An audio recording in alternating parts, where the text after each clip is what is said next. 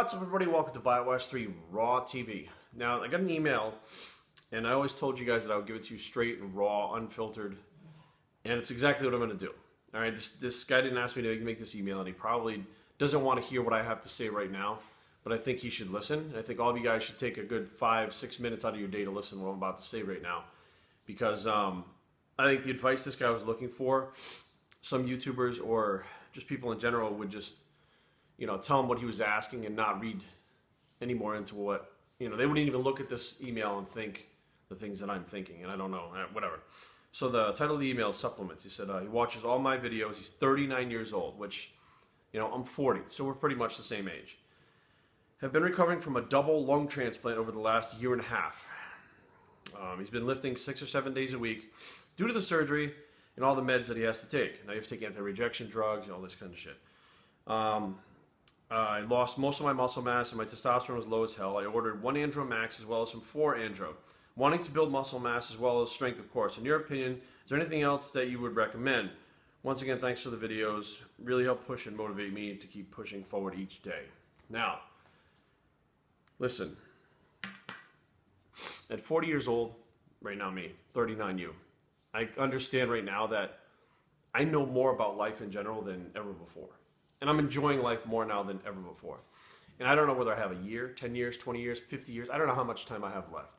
But I do know day to day it's going by faster, and that fucking sun goes down faster every single fucking day. You just had a double lung transplant. It's been a year and a half you're recovering. The average, okay, so the average lung transplant patient lives 5 years after they have the lung transplant. And that's not 5 good years.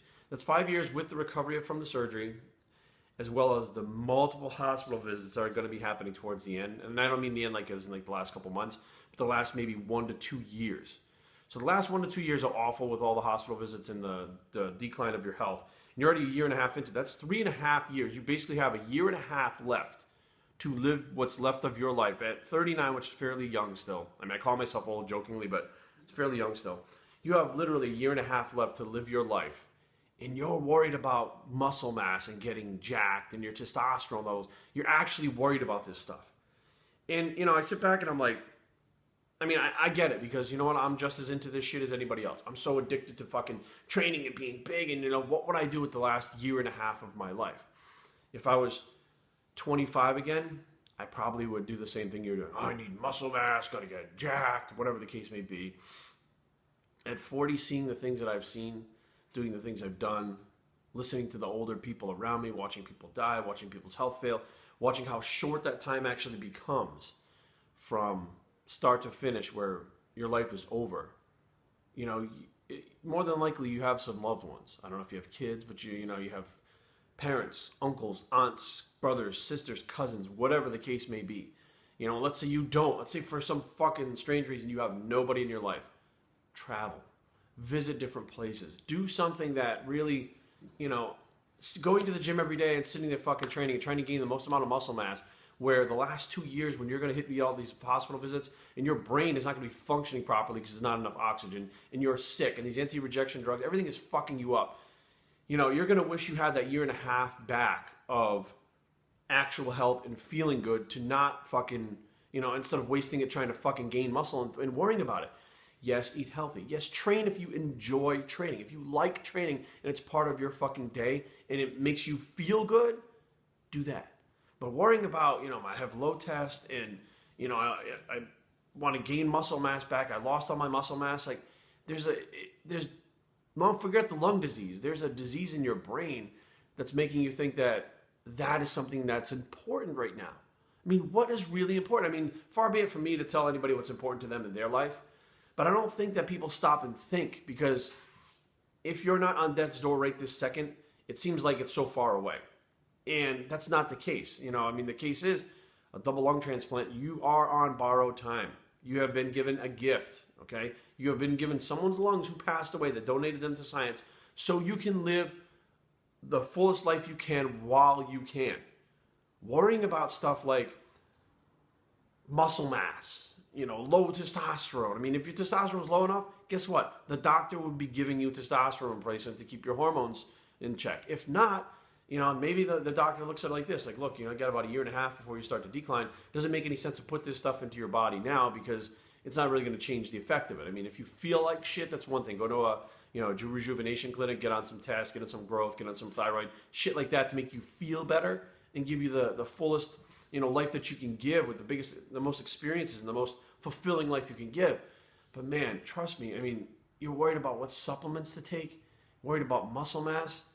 In the fucking blink of an eye like that, your life is going to be over, done.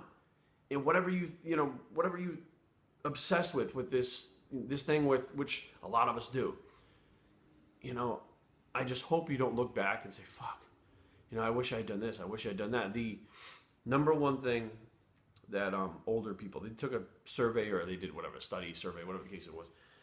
And it was like older people in the nursing homes that were getting ready to pass away. And they would ask them, you know, at the end of their life, any advice that they have for someone who is, you know, 20, 30, 40 years old, whatever.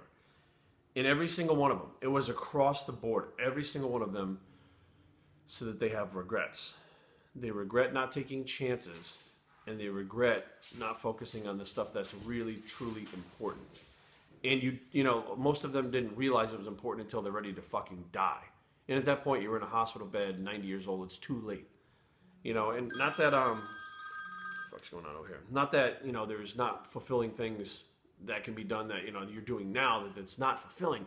But just be aware that gaining muscle mass and taking supplements, unless it's to better your health and better your quality of life, really is a fucking waste of time. That's just my opinion. It's my 2 cents. You asked me what I thought supplement-wise you should take. I think the supplement that you should take is life. Biostraining@gmail.com. Leave comments down below, but don't fight. www.biostraining.com is a blog. It's the Life as a Supplement Bicep, and we're out.